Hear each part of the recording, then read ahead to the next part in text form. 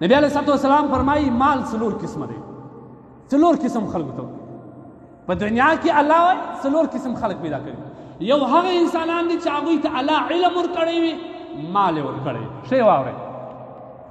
دی د علم په وجه د الله نه بیریږي، خوف یې په زړه کې او د الله د خوف په وجه د هغه مال د الله په لار کې شیندي. د آخرت په ورځ د دې افضله کس نشته،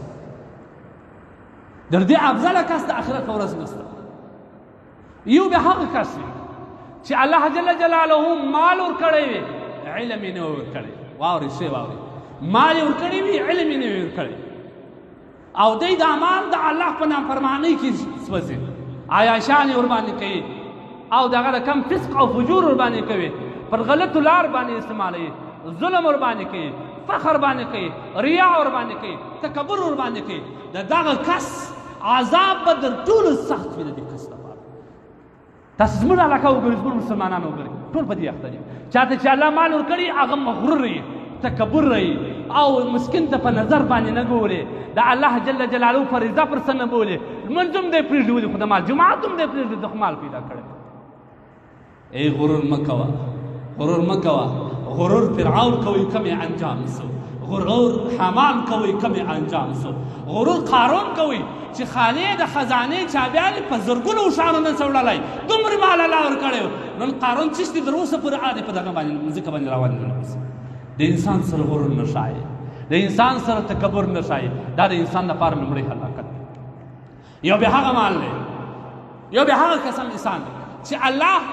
علم ورکړی وي، مال یې نه ورکړی، او دی وایي چې الله کشکې تا ما ته علم مال راکړی وای نو ما به ستا په لار کې داسې شیندلی وای، داسې به مې مسکینانو ته ورکړی وای، داسې به مې مدارس په آبادي کړي وای، دا به مې کړی وای، دا به الله وایي که څه مې هم مال نه دی ورکړی، د ده د هغه کس رتبه به یې وایي، خالي په سوچ او فکر باندې.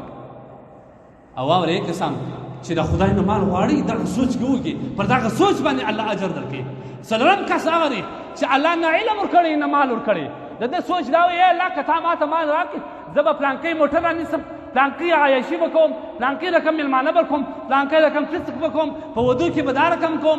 به کوم، تکبر به کوم، غرور. الله وایي چې مال یې نه دی ورکړی هم دی د هغه کس سره ولیکل شو. انما الاعمال بالنیات، د هر عمل دارمدار په نیت. په لوی لاس باندې د جیبه تاواني دا دی خسرت دنیا والآخره، چې نه په دنیا کې الله څه ورکړي نه آخرت، صرف د خپل سوچ او د فکر د وجې الله دا عذاب ورکړي. د ټول ازلي جهنمي هم دغه کس خالي په سوچ او فکر باندې. د خدای دپاره غلط سوچونه مه وایي، په دې باندې مؤاخذه کېږي. پنځم د زکات نه ورکولو نقصان هم دغه دی چې الله جل جلاله مخکې ورته الله به د یو زهرېله مال په شکل کې د ده خولې ته به خوله ور واچي او بیا به ورته وایي انا مالک، زه ستا مال یم، انا کنزک، زه ستا خزانه یم چې تا جمع کولم چا ته دې نه ورکولم، اوس نو د عذاب زکات وذوقو. شپږم تاوان دا دی چې کوم کس الله په لار کې مال نه ورکوي، دا مرګ په حالت کې به الله جل جلاله ده ته دا تم پیدا کړي چې کشکې مې اوس مال ورکړی وی، او الله قدرت هم نه ورکوي، په دغه سوچ او فکر کې به مړ شي. الله څه فرمایي؟ انفقوا مما رزقناکم من قبل ان یأتي احدکم الموت. مخکې ورکړي د الله په لار کې، مخکې د دې چې تاسو ته مرګ راسي، فیقول ربي لولا اخرتني الى اجل، لا ما یو څو شېبې ژوندی پرېږدې زه د الله په لار کې څه مال وشیندم. لیکن الله څه وایي؟ لاجل قریب، یو څو وخت دپاره ما ژوندی کړي چې زه د الله په لار کې وشیندم. فاصدق واکن من الصادقین ولن یؤخر الله نفسا، الله به د یوې ثانیې مهلت هم نه ورکوي، په د هغه ارمان کې به د دنیا نه ولاړ شي. د مسلم شریف یو روایت دی، نبی علیه الصلوۃ والسلام فرمایي چې کوم کس د زکات د خپل مال نه ورکوي، د قیامت په ورځ به الله جل جلاله د هغه نه د اور یو غټ غر جوړ کړي، بیا به هغه د غر د اور د راواخې د ده پر تندي به یې کښېږدي، ان تر دې چې د تندی به په مځکه باندې ننوځي، بیا به یې د ده پر یوه بغل باندې کښېږدي، بیا به یې پر بل بغل باندې کښېږدي، بیا به یې پر ملا باندې کښېږدي، ټول بدن به سکور شي، برته به الله نوی ژوند ورکړي، بیا به همدا رقم وي. لسم تاوان دا دی، مستدرک حاکم دا روایت نقل کړی دی چې نبی علیه الصلوۃ والسلام فرمایي کوم کسان چې د خپل مال زکاتونه بندوي، الله وایي زه بارانونه در باندې بندوم. خمسن بخمسن روایت کې راځي، پنځه شان د پنځه شان. کوم کسان چې د مځکې عشر نه ورکوي، زکاتونه نه ورکوي، الله وایي قحطي در باندې مسلطوم، بارانونه در باندې مسلطوم. او آخري روایت نقصان چې کوم دی هغه دا دی چې کوم کسان د الله جل جلاله په لار کې خپل مال او صدقه او خیرات نه کوي الله جل جلاله به هغه کسان په بې اطمیناني او د ضلالت په زندګي باندې مبتلا کړي ټول عمر به ستړی وي د خدای لپاره هغه فایدې شوې دغه نقصانات شوه اوس خپل مال ته وګوره چې زما لپاره مال د جنت ذریعه زه جوړوم که د آخرت ذریعه جوړوم او واورئ ای مؤمنانو دا د الله احسان دی ما یو روایت کې لیدلی اوس مې کتاب یې چې کوم وخت ستا درد ته مسکین راغلی ښه به ګورې واورئ کوم وخت ستا درد ته مسکین راغلی ډېره د نرمۍ مطالبه ورسره کوه الله څه فرمایي الله وایي زما دومرې پراخ درد دی زما دومرې پراخ مملکت دی زما دومرې پراخ رزق دی ما ستا د ازمایش دپاره د خپل در نه وشړی ستا در ته مې راغلی چې بنده ته څه ورسره کوې ته په بد الفاظ جواب ورکوې ته د ځانه رټې ته ښکنځل ورته کوې او که په نرمه طریقه باندې جواب ورکوې یا څه ورکوې دا د ازمایش ذریعه ده او دومره شکر ادا که چې الله جل جلاله ستا و در ته خلک رالیږي ډېر کسان دا رقم وي چې هغه دومره امید نه لري چې د چا و در ته ودرېږي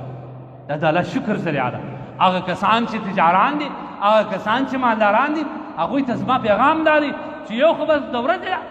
اته رکعاته د سجدې کوي چې الله په دې مبارکه میاشت کې د زما و کور زما و درته کسان ودرول چې زه ستا مال ورکم او ما ته هغه اجرونه چې تا په خپل قرآن یا د نبي په حدیث باندې بیان کړي دي هغه راکړې کوم کسان چې خپل مسکین د دره وشړي خپل غریب رشه دره وشړي هغه باوجود د چې کوم مال دی هغه د خدای په عذاب باندې مبتلا کیږي والله مبتلا سي نبی علیه الصلوة والسلام څه فرمایي تاسو وګورئ روایت نبی علیه الصلوة والسلام څه فرمایي مسکین کم یو دی صحابي ورته وایي یا رسول الله چې مال دولت نه لري وایي ته نه دا مسکین نه دی مسکین غریب هغه کس دی چې د قیامت په ورځ ټول عمل نامه د ثواب نه ډکوي او په ده باندې د ده دا یقین شي چې زه وځم جنت ته هلته مسکینان په پسې چې الله دی د روژو نیسي ای الله دا زموږ پوروړی دی دا زموږ قرضداره دی ای الله تا په خپل قدرت باندې د ده په مال کې زما ونډه نه ویښې ای الله تا زما په رضا په ده باندې نه ویښې ده زه په دنیا کې ذلیله کړمه ده زه د کوره وایستلمه ده ما ته بد الفاظ وویله زه په زړه باندې زهیر کړم ای الله راکړه ما ته د ده ونډې راکړه د ده حسنات ما ته راکړه سبحان الله نبي علیه الصلوة والسلام فرمایي روایت کې راځي دا حسنات به راځي دا مسکینان مې وړي دی به جهنم ته ولېږي مسکینان به ټول جنتو ته ولاړ شي د خدای لپاره دا مال د الله نعمت هم دی عذاب هم دی په کراره باندې په نرمه طریقه باندې واما السائل فلا تنهر هغه سائل چې ستا ګور ته مې رټه بد الفاظ مو ورته وایه په نرمه طریقه باندې پلانکي وخت راسه یا اوس نسته راسره یا مې جواب وایي ورته دا ډېر سخته ګناه ده چې ستا و درته یو سائل ودرېږي او ته په بدو او په چپه الفاظ باندې جوابوې لهذا زکات د مال د حازم شی دی د خدای لپاره غرور او تکبر په دې کې مه کوئ بنده څه دي حضرت مولانا اشرف حاجي تنویر رحمه الله فرمایي کوم وخت چې ستا نه ته غرور او تکبر کېږي خپل نس ته وګوره چې زما په نس کې پراته شیان کوم دی که چیرې معمولي قدر زما د پر کالو باندې هغه شی ولګېږي خلک ما مجلس ته نه پرېږدي ته غرور پر څه باندې کوې غرور خو یوازې د الله نه سره ښایي تکبر خو یوازې د الله سره ښایي او العجب الرياء الله جل جلاله څه فرمایي التکبر والکبر ردائی دا تکبر دا زما په ټولي په دې لاس مه وه که دې لاس ووهلې الله وایي ذلیله کوم دی د خدای لپاره د روژې مبارکه میاشت ده د الله په لار کې شندنه کوئ د الله په لار کې مال خیراتوئ ولو که یوه